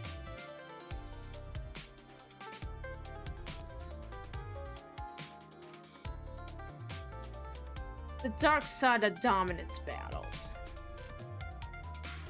Their destination was Rubble Mountain, located on the outskirts of Minato City. Just like the name implied, Rubble Mountain was composed of piled rubble and worthless junk. It was pretty much a giant garbage collection site. People used the rubble like building blocks in order to create small huts and were living inside of them. Very quiet. The atmosphere was different from the hustle and bustle of the city. The whole area was completely quiet. It didn't seem like any dominance battles were taking place here. Well, those who managed to get away from the dangers of the city end up huddling together and live out here. it's their little sanctuary. Touch on Ronin, that such a rundown place has a calm atmosphere. You'll wondered if helping the people here would really get them the needed number of points. The group walked around, visiting various huts and asking if there were anything they could come up with. But volunteers? You joking? They're just another group of liars here to take domination points away from us. Go away. Just leave. I don't want to be assaulted anymore. Just do what you tend to do. Wait. Just what do you tend to do to my child? Go. Leave and never return. As newcomers to the area, everyone was vigilant of Yo and his team, and no one trusted them. No matter which hut they visited, they were all treated unkindly and were driven away. It's not like we're planning to do something bad yet. You can tell that everyone's just about their wits' end from experiencing the Minato Rain Kingdom. They're ready to jump at anything that moves. How sad. I suppose this is what happens when you don't have anyone to turn to. Their plan came to a standstill right out of the gate. Just as they found themselves feeling it was going to be impossible to gain any points. Y'all seriously ready to give up? Thought you have more backbone after everything you've gone through. Guess it's up to me to bail you guys out, huh? A fearless smile appeared on Santado's face as the leaf in his mouth bounced up and down. You got an idea? Come on, you forget already? Up until 10 days back, I was the interim king. Check this out. Santaro said those words and began climbing one of the rubble piles that were stacked in the plaza. Upon reaching the top, he began yelling at the top of his lungs. Go. Listen up, Rubble Mountain residents. My name is Santaro Mita, the previous king of Minako City, and we've come to save you all. From the top of the rubble, Santaro pointed down towards us.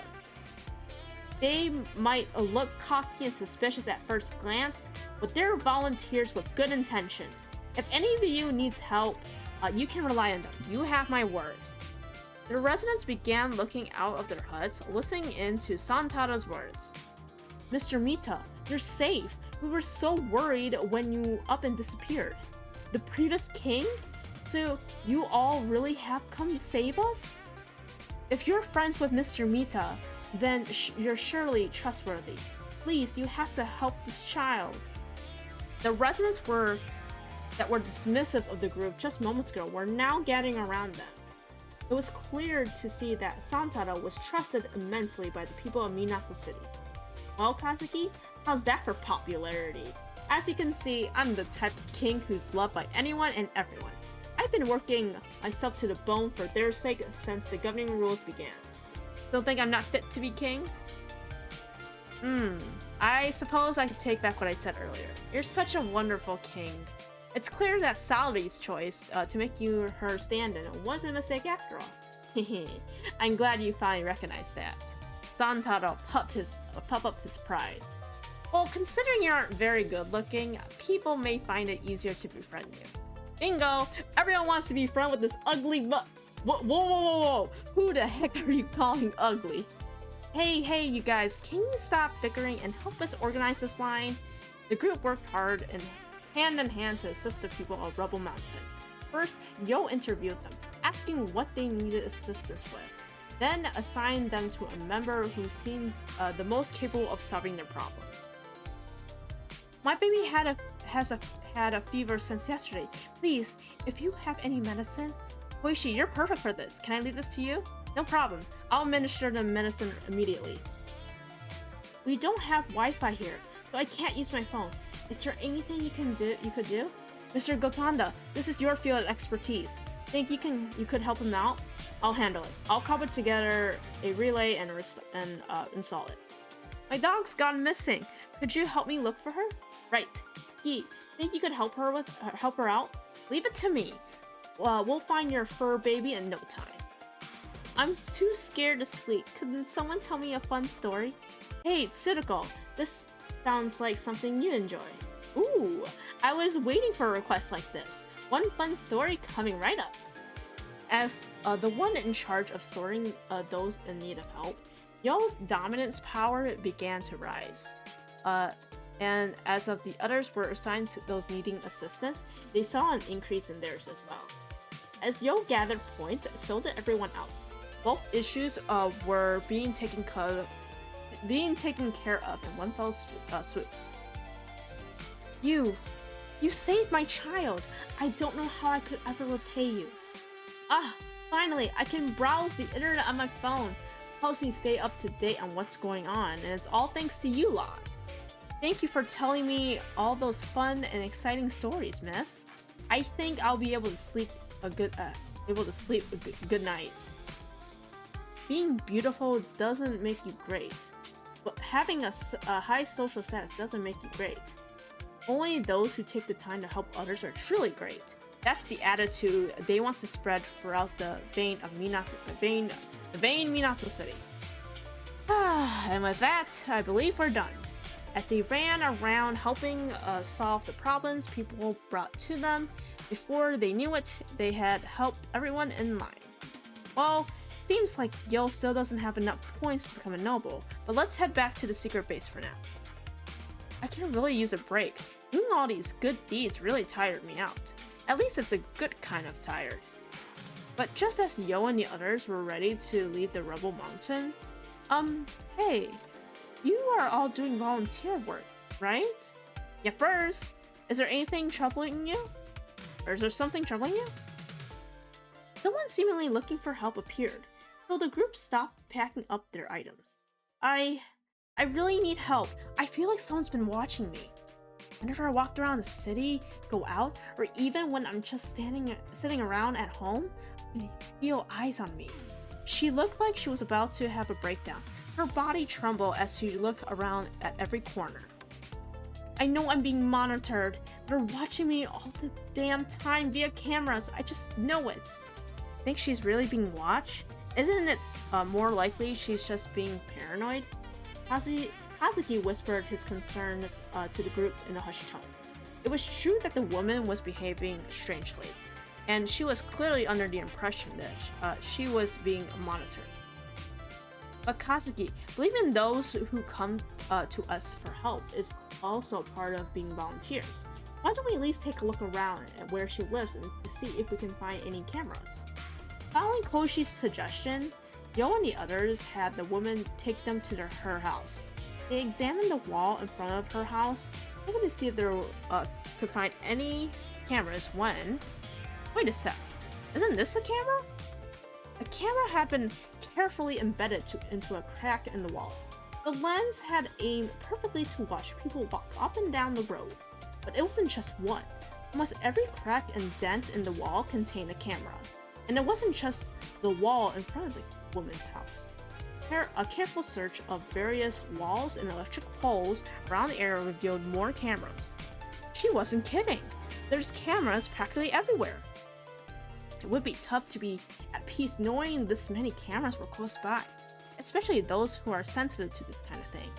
Yo and the others went around and removed the cameras embedded in front of the woman's house, then went back to report the news to her.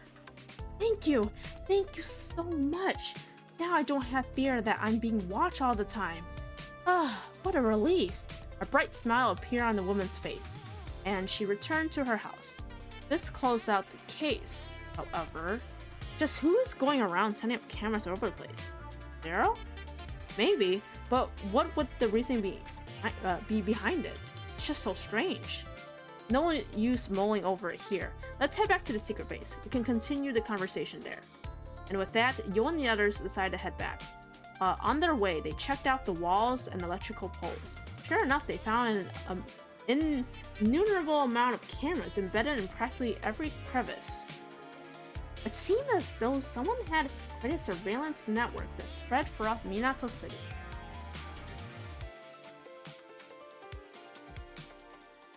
Kazuki's deduction. Excellent work assisting those in need over at Rebel Mountain. I apologize in advance, but there's something we need to discuss before everyone takes a break.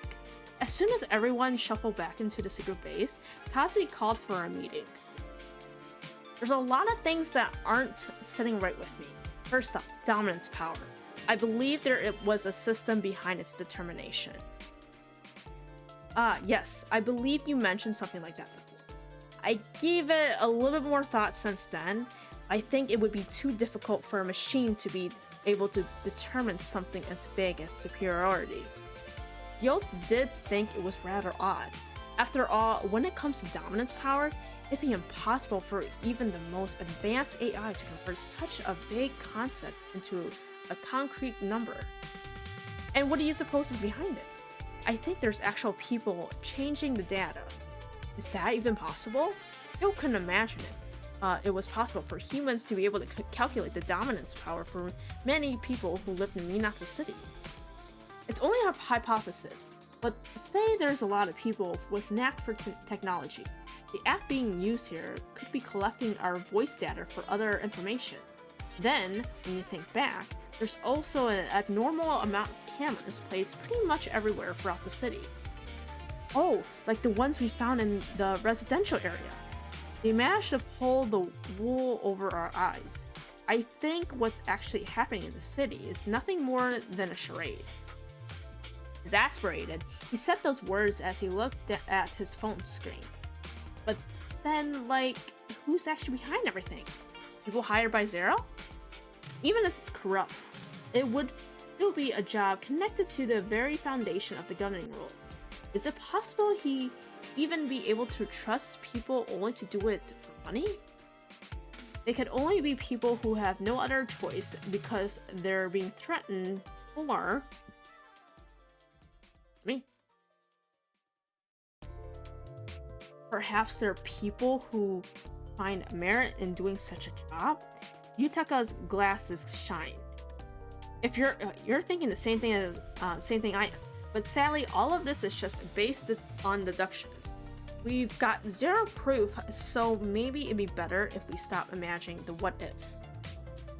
If there really are people behind everything, I wonder if we could track them down and just ask them to raise our dominance power? No, no doubt that would be quicker than the current method. Unfortunately, we don't have any means of contacting them. We don't have any idea who could they be. I guess that means we just gotta continue raising them like we have been. For the time being, let's go ahead and check the current standings. Who is the king? As he said those words, the rankings appear before them. He scrolled through the screen to confirm their positions. As usual, even though our dominance powers have been respectively risen, our ranking hasn't moved significantly. Yo is still the highest ranked among us, but he's still pretty far from becoming a noble. Yo's standing had gone up a great deal by helping all those people at Rebel Mountain, but it hasn't been enough to make him a noble. Guess that means we just gotta work harder to raise our dominance power. That's much easier said than done, but Kazuki's eyes narrow as he was scrolling through the rankings. What's the matter? I can't help but notice that the names at the top of the rankings haven't really changed much since we arrived at Minato City. As prompted by Kazuki, when everyone looked at the screen, they saw the names of the people in the top 7. 1. Sui Yakumo, king. 2. Taketora Yanai, noble. 3. Robinson's son, noble. 4. Rakan Taizaki, noble. 5. Afuri Saji, noble. 6. Waichi Takahara, noble. 7. Kinkatsu Shigeta, noble. Oh wow, those people must be really amazing. It'd take us eternity to catch up. Wait, take a look at this. It's a screenshot of the rankings I took a bit ago. 1. Sui Yakumo, king. 2. Robinson's son, noble. 3. Taketora Yanai, noble. 4. Kinkatsu Shigeta, noble. 5. Rakan Taizaki, noble. 6. Kaltan Mori, noble. 7. Afuri Asaji, noble. And I took this one when we met up at Lovely Ocean. 1. Suiyakumo King. 2. Robinson's Son Noble. 3. Takatora Yanai Noble. 4. Kinkatsu Shigeta Noble. 5. Rakan Taizaki Noble. 6. Taotan Mori Noble. 7. Afurisaji Noble. Jeez, Kazuki, stop making me say these. This should be the last sentence. It's like, stop screenshotting these. And this is when I first checked them at the secret base. 1. Sui Yakumo King. 2. Takatora Yanai Noble. 3. Robinson's Son Noble. 4. Rakan Taizaki Noble. 5. Afurisaji Noble. 6. Waichi Takahara Noble. 7. Kinkatsu Shigeta Noble. It looks like the rankings shift around a good deal. Take a closer look. Everyone's rankings shift a little, but the names of the nobles on the top don't ever change. You would think with such intense fluctuations, it would be quite difficult to maintain a top position. Considering the nature of the Minato rank kingdom, it was easy for the rank upsets to occur. It was strange that there were more fluctuations among those in the noble rank to begin with. Nevertheless, ever since Yo and the others arrived in Minato City, there hasn't been a commoner who's broken into the noble rank. Even Yo, who had accumulated a lot of points earlier, hasn't made it to noble. No matter which way you slice it, the situation seemed strange. Well, seeing how all the top rankings haven't shifted at all, we may have gotten our biggest clue. The moment he whispered those words and nodded his head. A large decrease in dominance has been detected. Your rank has been downgraded to beggar. The system voice suddenly rang out from everyone's phones, announcing their ranks had dropped to beggar. What's going on? Ski yelled out in shock. All their ranks should have been floating well within the safe zone. There was no way their ranks could have fallen all the way to beggar. To avoid needing to flee the city, please quickly head outside. The system voice continued, issuing strange orders. Why the heck does it want us to go outside? Just listen to it for now. Everyone outside. There was no time to doubt the orders. If they didn't immediately find a way to climb from beggar, they would all be killed by the laser. Everyone bolted out of the secret base. What just happened? Samtaro whispered as he looked up to the sky. It didn't seem as though everyone was going to get smited by the laser. Their rank had miraculously returned to commoner. Please excuse that. A forced system change causes a small error in the system. We apologize for any alarm caused. The system continues speaking strangely. Kazuki's phone suddenly began shining an incredibly bright beam of light. A large round emoji appeared on the top of the building wall. What the? Yo and the others looked up at the emoji on the wall in shock. It was hard to keep track of what was going on.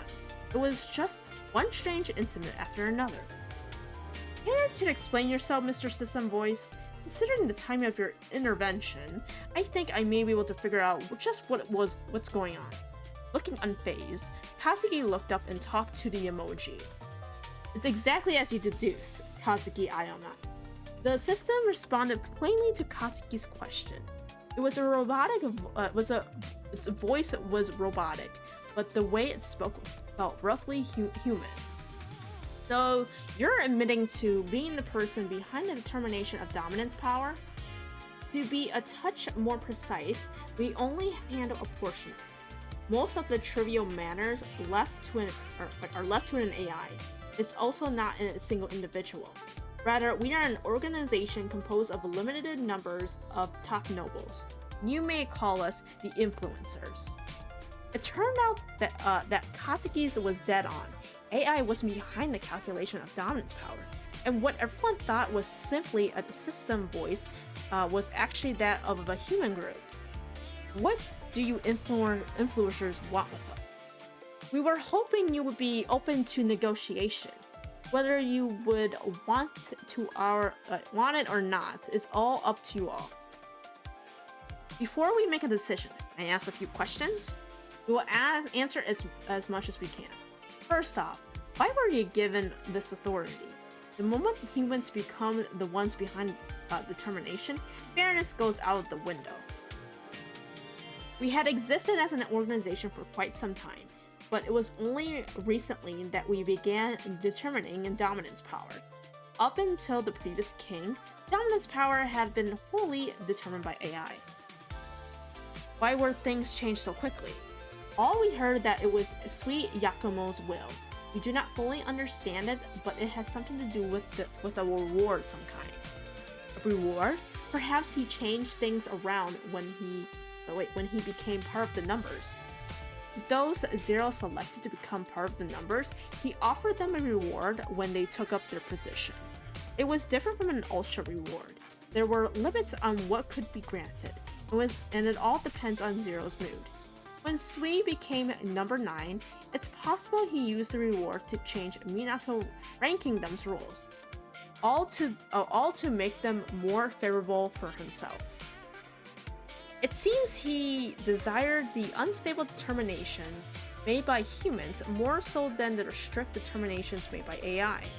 We were given directions to create extreme fluctuations, even if that caused more and more people to become beggars, leading to fleeing the city.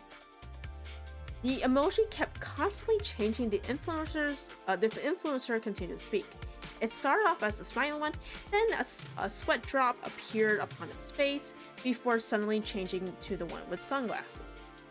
So that's what that punk did. Damn it! That's why this city has fallen to ruin. Santaro's violently chewed on his leaf he had in his mouth. It was clear as the previous king he felt responsible for being dethroned by Sweet. So what's in it for you lot? Doubt you're doing this out of kindness of your hearts. We were granted the rank of noble, which means a permanent guarantee on our survival. We also have the right to decide promotions into the noble rank. See. It seemed as though the reason why the noble ranks didn't see many shifts was because the system was guaranteed their positions. No matter how many points someone earned, a commoner can raise the ranks of noble without their say, which meant the system that controlled the Minato ranking them was rigged from the moment they got here. If that's all your questions, we'd like to get back to what we were trying to convey. We would like you all to come to Odaiba Plaza. We can continue this discussion there. Goodbye. The emoji that was being projected suddenly disappeared along with the influencer's voice. Not gonna lie, this is mighty suspicious. They mentioned wanting to negotiate with us. Perhaps they have a deal they would like to propose? Everyone looked at each other as they tried to figure out their next move. Should they head to Ondabai Plaza as like they were asked to, even if it could be a trap? However, no matter how much they discussed, they couldn't arrive at an answer.